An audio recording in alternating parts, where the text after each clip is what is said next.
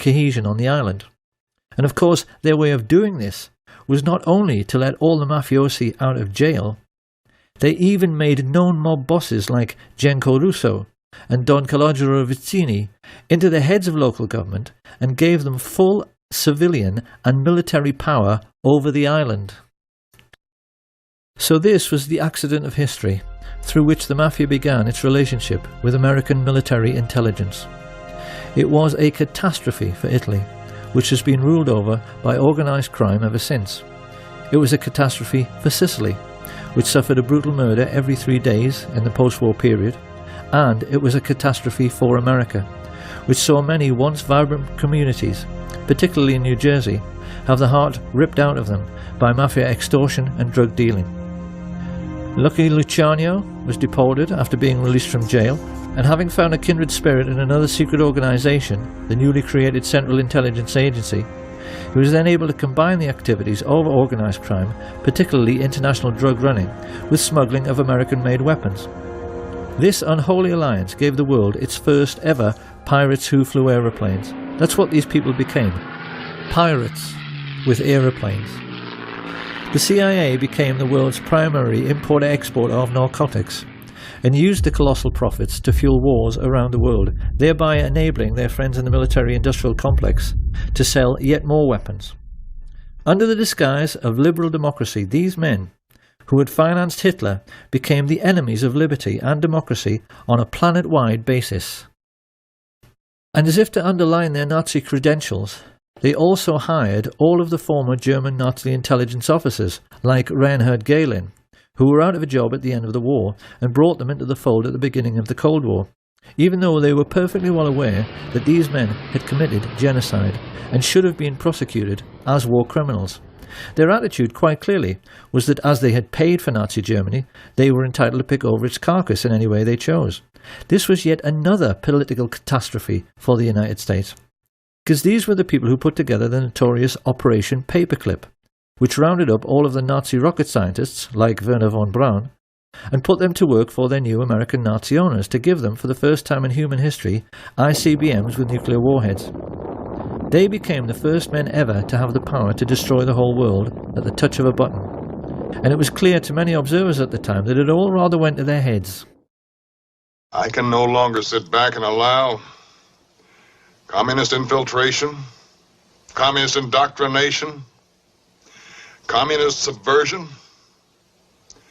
and the international communist conspiracy to sap and impurify all of our precious bodily fluids. They saw themselves as giants, who were looking down and laughing upon this planet of tiny fools who were stupid enough to go on and on killing each other while they sold arms to both sides throughout the Second World War. Focke-Wulf aeroplanes, which bombed American soldiers, were manufactured by IT&T. Allied sailors were drowning in a freezing North Atlantic because their convoys were sunk by guns of Nazi battleships, which swiveled on American-made ball bearings. American soldiers were crushed under the wheels of tanks and trucks made by Henry Ford and John Rockefeller, and gassed to death by the same people. Sam Giancana took the trouble to explain how this cynical process worked by composing just one terse, simple sentence, which his brother wrote down for posterity. "People give their lives," he said, "just so a few fat cats can make a killing." And this was precisely what Smedley Butler had tried to explain to the world with his book, War is Just a Racket. At the war's end, the rich elite found fortune continuing to smile on them. Firstly, they were able to control the utter farce of the Nuremberg trials, which should have hanged every single American merchant banker and leading industrialist. As it was, their contribution to World War II remained hidden from public scrutiny, and they were even allowed to gerrymander light sentences for their German Nazi friends, like Hjalmar Schacht, who got off with just a few years and later retired as a billionaire. But best of all was that the one man who might have been a check to their power passed away as soon as the war was over. And with President Roosevelt gone, and their first Nazi glove puppet Hitler also deceased, it became necessary for Prescott Bush to find another young politician to sponsor. In true American fashion, he decided to advertise. He placed an ad in the LA Times which candidly explained that a group of rich businessmen was seeking a young, ambitious, immoral and most definitely malleable politician who might one day run for president. The ad was deliberately worded in this cynical way because they knew that only an evil, slimy and completely incorrigible little creep would ever dream of applying for the position. That was what they wanted, and that was what they got, in the shape of a certain Richard Nixon. Here being congratulated on his success by his new master, Prescott Bush. And not long after this picture was taken, in 1947, Nixon engaged the services of a Jewish gangster who was working for Sam Giancana called Jacob Rubenstein, a man whom the world would one day come to know as Jack Ruby. Having bought themselves a new political puppet, this nefarious band of 20th century robber barons now took stock of their situation. The Hitler Project, as this rich elite called it, could hardly have turned out very much better. Their businesses had made colossal profits. Prescott had got his Union Bank back. The communist menace they so wanted to contain had almost sunk back in the Middle Ages with the ravages of war. And best of all was that they had now achieved the very world domination which Hitler had dreamed about. They knew that in this new age of modern telecommunications and high-speed jet travel, they had become the first group of robber barons in human history to dominate the entire globe, because they realized there was now absolutely no one left who could stop them from doing whatever they wanted to do next. However, they also realized that bombed out and dilapidated Europe would not be able to bear another war for many decades. This was why they now decided that their obscene business profits could only keep coming in if they moved their game of phony war into the Third World. And this was how the CIA came to instigate conflict throughout the Middle East, Southeast Asia and Central America. Chuck Giancana well remembers a conversation which he had with his mafia boss brother Sam during this period, in which he questioned him with genuine anxiety about the communist menace spreading throughout the world. The TV news was painting a sinister picture of a Soviet enemy with millions of fifth columnists, which was intent upon taking over the entire planet. Hadn't he heard of the domino theory, and wasn't he worried about it? In response, Sam Giancana simply smiled at his kid brother's naivety, and he asked him, didn't he realise that the United States, by which he meant the shadow government, not the official one, wanted to take over the world as well, and that the whole idea of communism was just the excuse they were using to do it? He told him that in China they had already succeeded in getting a member of the Chinese mafia, a brutal gangster called Mao Zedong, into power, just so they could sell more cigarettes in Asia. Communism was just their excuse.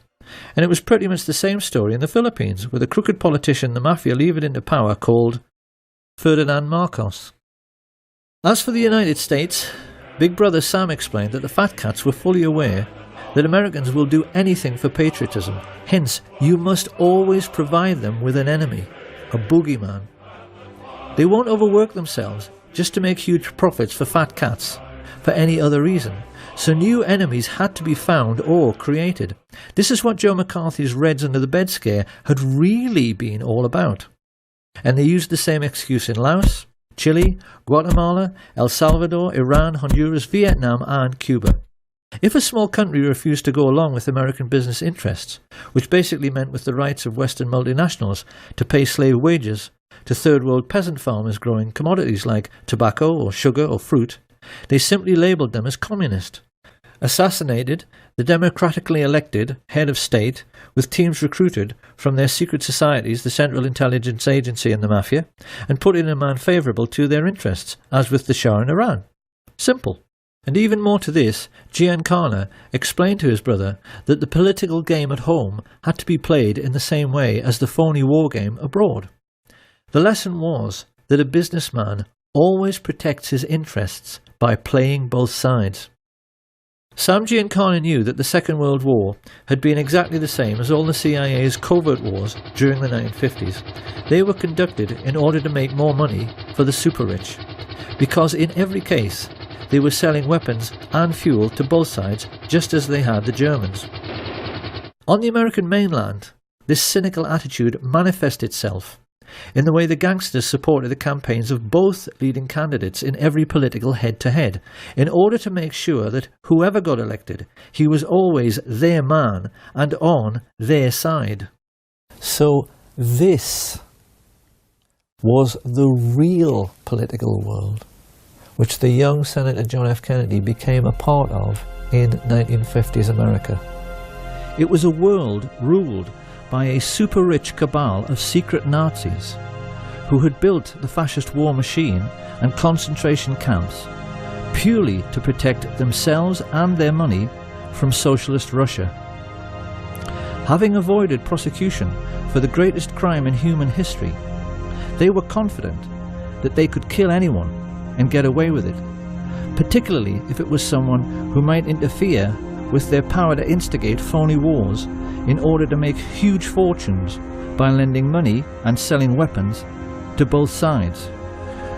The war in which he himself had bravely fought was a sham, and even John F. Kennedy did not understand this. Or perhaps we should say that he didn't fully understand what was going on. He and his younger brother Bobby were certainly all too keenly aware of the extent to which their country was in the grip of organised crime, because their own father, the patriarch Joseph P. Kennedy, had made his personal fortune from running illegal liquor during the days of Prohibition, activities which earned him the nickname Bootlegger Joe. Experienced people are aware that the tendency of each new generation to reject the ideas of the previous generation is an abiding characteristic in human affairs, and it is perfectly plain that with Jack and Bobby it had the effect of making both men highly principled. Their own father had associated with crooks and gangsters, and it was quite clear from their style and their outlook that they had made a commitment to make up for the sins of their father by rejecting this sinister world of hoods and crooks and corrupt politicians, by being honest and decent. If you take a look at any group photo from the early days, it's clear these men are being determinedly clean-cut, with the accent heavily on the clean part. They knew their father's generation were dirty. It couldn't be more obvious that they were determined to be the opposite. The question was, how were they going to free themselves and their country from the entanglements of the crooked politicians and the psychopathic mafia dons, who together were controlling the whole of American life like some multi-legged fascist octopus? How they were going to pull this off was something they were discussing ad nauseam when, in the late 1950s, they found out their father was in big trouble. A contract had been taken out on Joe Kennedy's life by the Purple Gang, the Jewish mafia of New York, who had accused him of swindling them out of a fortune. Joe Kennedy was really scared, and he turned for help toward the one man in North America who he knew had the power to get the contract called off, Sam Giancana. Giancana had done business with Kennedy for years, so he agreed to help, but he wanted something for it. He was all too aware of Joe's political ambitions for his son and of JFK's outstanding good looks. He wanted assurances that if Jack one day made it to the White House, Joe Kennedy would see to it that the heat the two brothers had been trying to turn up on the mafia would be turned down. And, according to Chuck and Sam Giancana Jr., Joseph P. Kennedy, just to save his own skin, agreed. Will you tell us anything about any of your operations, or you just giggle every time I ask you a question? Decline to answer because I honestly believe my answer might tend to incriminate me. I thought only little girls giggled with the Giancana. In this way, a very confused situation was created, because Sam Giancana, the very kind of mob boss whom the Kennedys had been fighting so hard through the McClellan Committee to put in jail, now thought that they should and would be grateful to him. It was this expectation and this misunderstanding which now led Giancana to try to draw the Kennedys more and more into his dark world, something which he appeared to be succeeding with in the way that first Peter Lawford and then Frank Sinatra established relationships with both men. Lawford married Kennedy's sister. Everyone is voting for Jack. Sinatra was putting together campaigning jingles, and it must have seemed to many insiders at the time that when Sam Giancana went around boasting that, as usual, he had everything under control, and that when Jack got to the White House it was going to be a dream ticket for the mafia, that it must all be true. His boys appeared to be partying together. And those who were in the know were aware that JFK had at least some sort of relationship with Judith Campbell Exner, Sam Giancana's girlfriend. What we haven't known until now is that JFK was hoodwinking Giancana all along. The role that Judy Campbell played was mostly that of a go-between. What Kennedy was doing through her was giving Giancana FBI reports on mob bosses to make him think that law enforcement were not all that well informed about the mafia scams and their movements, nor even terribly interested. What Giancana did not know was that the FBI reports he was receiving were carefully selected and most definitely incomplete. Kennedy was not helping Giancana. He was not keeping him in the picture. What he was doing was pulling the wool over his eyes. For the first time in his life, Sam Giancana was perplexed, and he became more confused when there was a sudden freezing over of relations. JFK abruptly ended his relationship with Sinatra, and Judy Campbell suddenly found the White House were refusing her calls. Even more to this, Giancana's limitations were shown up in the way he completely failed to comprehend that Kennedy truly was decent and honest. He apparently had many conversations with Murray the Camel Humphreys around this time, in which both were reassuring each other that Kennedy's white knight lifestyle was just a political game to make him look good. Quite clearly, this cynical outlook was the product of living in their dark and corrupt world. They had never known an honest and decent man, because in the mafia, there's no such thing. There is no record of what was said during the 3 meetings which JFK had with Giancana and his father at the Fontainebleau Hotel just prior to the 1960 general election, but it does now seem that in this most titanic battle of wits between the craftiest criminal in America and the most brilliant politician the world had ever seen, Kennedy had won. He had played the mafia at their own game, and played it better. Why did John F. Kennedy do this? Because he must have known just what a dangerous game he was playing. There certainly appears to be no doubt, now that we ourselves are aware of the all-pervading influence of organised crime in America at that time, that this brave and decent and honest man had realised that he could never get rid of the mafia and their dirty fascist friends in politics, industry and banking without first enlisting their help. He had to trick them. And with this new understanding, we can now see, for the first time, with the correct perspective, the motives, characters, intrigues and diverse political interests which were gathering against President Kennedy when he took the oath of office. Organised crime were fearful of JFK before he ascended to power, because the shrewdest amongst them were getting a sense that he had outfoxed and outmanoeuvred the all-powerful mafia bosses. But the big mistake researchers have made in the past has been to not understand that every American oligarch, the big oil men, the captains of industry, the merchant bankers, the intelligence chiefs, were all crooks and gangsters as well. The biggest crook in the land was the head of law enforcement, J. Edgar Hoover. This is what historians have failed to understand until now. When JFK appointed his 32-year-old kid brother to the post of Attorney General, these people collectively froze. It now fully hit home that JFK really was honest and decent. It hit home that he wanted to make his country as honest and decent as he was, and that he actually believed that with the help of his energetic and determined crime-busting brother that he could do it.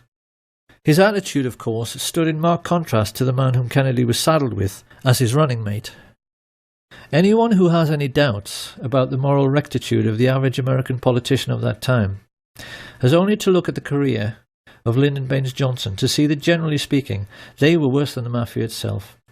From his involvement with the Box 13 scandal and through all of his dealings with his crooked Texan business associate Billy Solestes, LBJ proved again and again that he was every bit as unscrupulous as any mob boss and willing to do absolutely anything for power.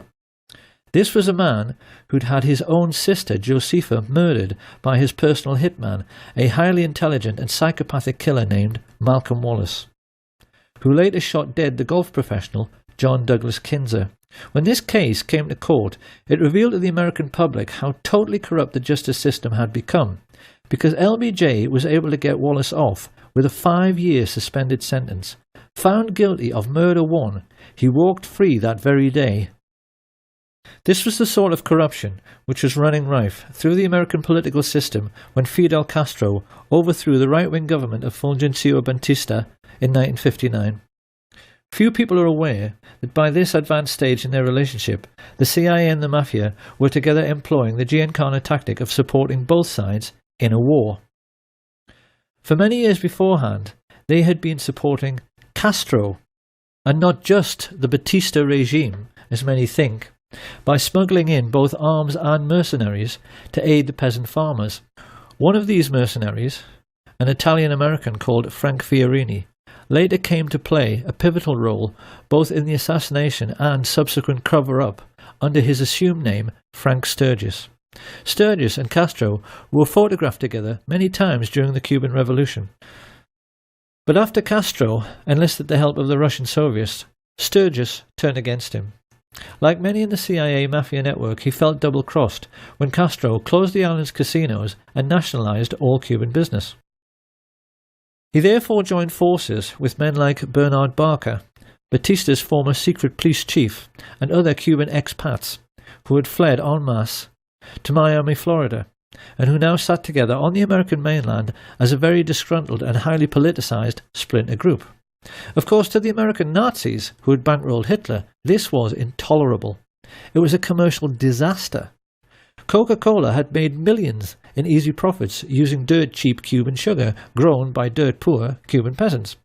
They were now being told by an upstart third-world dictator that they would have to pay for sugar at the normal market rate, and the mafia were losing millions every single day from the loss of illegal gambling. America's Nazi shadow government therefore decided that someone was going to have to mould this loosely knit group of disgruntled anti-Castro Cubans into a crack invasion force to retake the island. Having put their heads together, Dulles and Harriman and Richard Bissell decided this would be an excellent job for Prescott's eldest son, George Herbert Walker Bush, a chance for him to prove himself, along with one of his Texas oil business associates, Jack Alston Crichton. Together, these two recruited and trained the Cubans for several terrorist groups known as Operation 40, Alpha 66, ZR Rifle, and Operation Mongoose.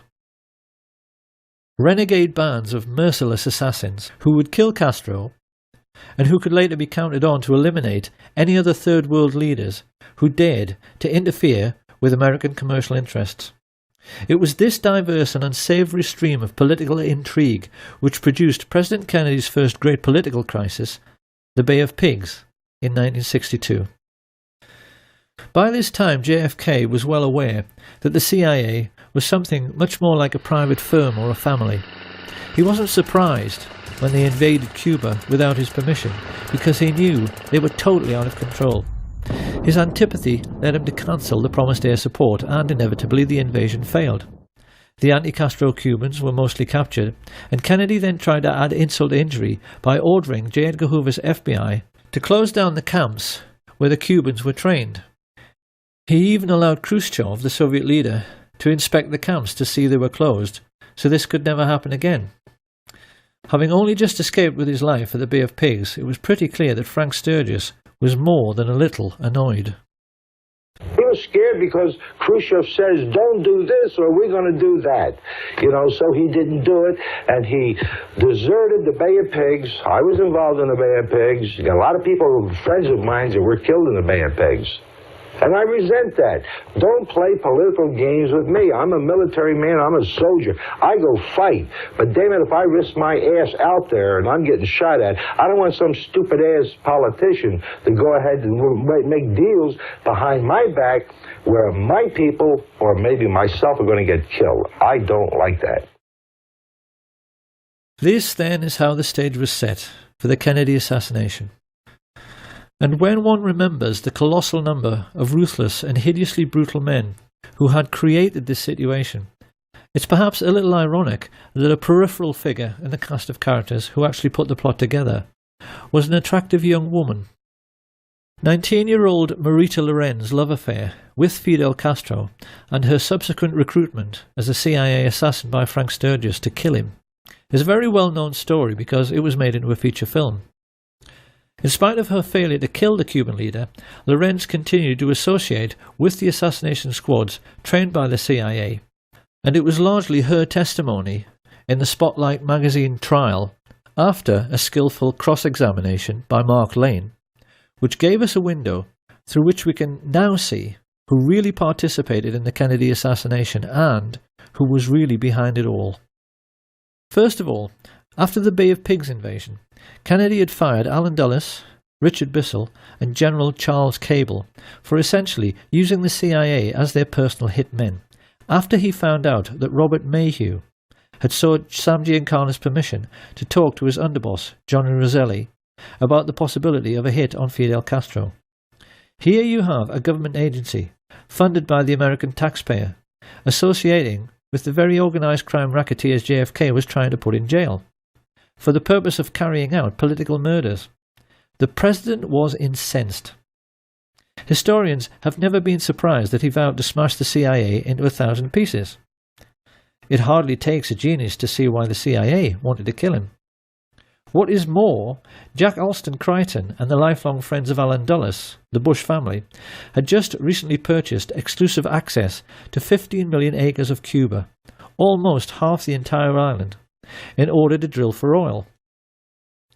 When he came to power, Castro reduced this to a mere 20,000 acres, a colossal investment which now failed and which led to Crichton's CVOVT Oil Exploration Company being delisted from the stock exchange at a loss of $30 million. Crichton and George Bush's friends, the Texas oil billionaires, Clint Murchison and Haroldson Lafayette Hunt, also knew that Kennedy wanted to end their most vital tax break, the oil depletion allowance. And their bosom buddy, Vice President Lyndon Johnson, was standing at this time with one foot in jail and the other on a banana skin due to his involvement in the corruption scandal now breaking around his favourite assistant, Bobby Baker. LBJ knew his life was finished if Kennedy lived, and he would become president himself if Kennedy died. So his involvement in the plot is hardly difficult to understand. And even more to this, the heads both of the US military and the military-industrial complex which supplied them, exactly the same Nazis who had supported Hitler in World War II, were fully aware that Kennedy wanted to pull out of Vietnam in a move which would have eventually cost them billions in lost weapons sales. This circle of thugs and pirates was completed by LBJ's next-door neighbour, J. Edgar Hoover, who had himself invested millions in Clint Murchison's oil business, just like his mafia associate, Vito Genovese. Stepping back to look upon this rogues gallery, it really is remarkable how Kennedy had managed to make an enemy out of every single dirty hood, every corrupt politician, and every single Nazi businessman living in the country at that time. It is highly misleading even to see these groups as separate, because the truth is that they were all brutal fascists who saw nothing wrong in killing to get their own way. The question now was, how were they going to get him? Because we must never forget that generals, admirals, mafia dons, intelligence chiefs, corrupt politicians and oil billionaires are only people. None of them wanted to go to the electric chair for conspiracy to murder the president. They knew that they had to put together a plan which could not fail to both kill Kennedy and then cover up afterwards the fact that they did it. They knew that in men like Frank Sturgis, his Cuban assassination squads, and the mafia hitmen working with the CIA, they had a huge pool of killers to choose from who were ready, able and willing to do the deed. All the same, how could they possibly get to Kennedy? Because they knew that, at least in Washington, all American presidents are extremely well protected by the Secret Service. The most important first step was to engage the age-old mafia tactic of finding a patsy. To this end, they turned to George de Mohrenschildt, a very sophisticated exiled Russian count and CIA agent, who was close friends in the oil business with George Bush and the Texas oil men. They were aware that they needed someone like Giuseppe Zangara, who appeared to be a low-life, discontented misfit. So they chose a low-level CIA operative who had been groomed precisely in order to appear to be a low-life, discontented misfit, Enter Lee Harvey Oswald, who was carefully handled by de Mohrenschildt as he was placed like a chess piece in the Texas schoolbook depository. With the patsy selected, the combined heads of the American Nazis now sat down together to discuss their problem. How do you kill a man riding in an open car on a public street in front of hordes of people without being seen. And then, how do you cover up forever afterwards the fact that this was a conspiracy and not the work of a lone nut? The plotters were keenly aware that it was the second question which posed the biggest problem. The professional military men like Colonel Ed Lansdale and Admiral George Berkeley, Kennedy's personal physician, were well aware that there are any number of ways to hide or disguise a sniper: behind trees, inside other vehicles, behind windows in office buildings. But this was a plot which had to have an absolute guarantee of success. If a squad of riflemen were all to fire at their target at the same time, this would certainly guarantee the man's death. But the subsequent police investigation would instantly realise more than one shooter was involved. A team of gunmen all firing together might actually blow Kennedy's head clean off. A single sniper couldn't do that. So what were they to do? It was during these deliberations that a macabre thought first registered. They would have to control the body after the shooting in order to make sure that all physical evidence available to police forensic scientists conformed to the scenario of a single assassin. And just how in the hell were they going to do that? By way of preparing the ground, Sam Giancana now ordered Richard Nixon's political associate Jack Ruby to keep Oswald snug under his wing, and then to set about hiring the best local riflemen, preferred candidates being men like his close friend Charles Boyd Harrelson, the father of Hollywood actor Woody Harrelson, who had proven his hitman credentials by shooting dead dozens of men for money. He then turned to his mafia associates Carlos Marcello and Santos Trafficante to supply the best gunmen from their cities, while he himself instructed the well-known underboss Tony Accardo to give the Chicago end of the contract to Giancana's favourite and most trusted hoodlums, Charles Nicoletti and Milwaukee Phil Aldericio. This pair had to be flown in 1,500 miles to the ranch of mafia hood Peter LeCarvelet, and then driven the remaining 600 miles to Dallas. It had been agreed with Giancana's and Genovese's oil business partners H.L. Hunt and Clint Murchison that every gunman would be paid $50,000 for the hit, and that the oil men would stump up the cash, so there was no way of tracing it back to either the mob or the CIA. For their part, Jack Crichton and George Bush were trying to lay the groundwork at the street level with the mayor Earl Cable, the brother of CIA chief Charles Cable, whom Kennedy had fired. Both the Cable brothers were crucially important in the development of the fine details of the plot, because they agreed to allow Crichton and his associates George Lumpkin, the Dallas police chief, Lieutenant Colonel George Whitmire, and Harry Weatherford to make use of their 488th Military Intelligence Detachment, a privately funded part-time intelligence force which had amongst its ranks many members of the John Birch Society, the Ku Klux Klan, and around half of all the serving police officers in Dallas. The plotters realised this was a masterstroke, because it meant they could control the streets and the crime scene, but they also realised that when the shooting occurred, the response of at least half the police on duty would appear to be completely genuine.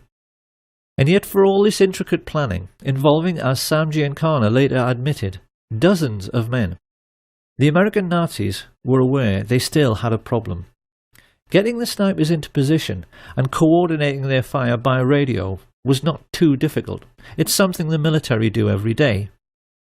But this problem of blowing the man's head clean off had another side to it. Supposing, as can happen, all the snipers missed.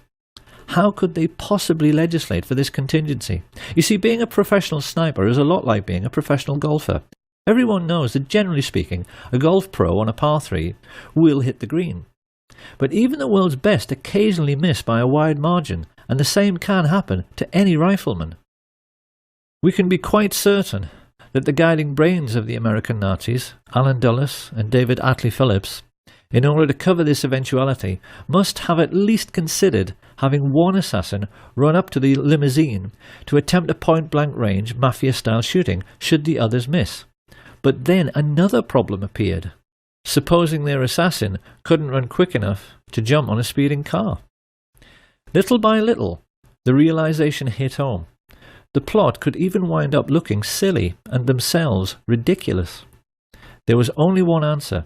They would have to control the president's protection, the Secret Service. Marita Lorenz testified under oath that in late November of 1963 she drove from Miami to Dallas, Texas with Frank Sturgis, followed by a backup car which contained a stash of weapons. Travelling along with them were Jerry Patrick Hemming, an American mercenary like Sturgis. Were you ever offered money to assassinate President Kennedy? Directly. On numerous occasions. Two Cuban brothers, Ignacio and Guillermo Novo Sampol, a Cuban pilot called Pedro Diaz-Lanz, and his friend Orlando Bosch. At first, Marita assumed this was to be just another arms smuggling engagement, just like many others she'd been on with Sturgis before.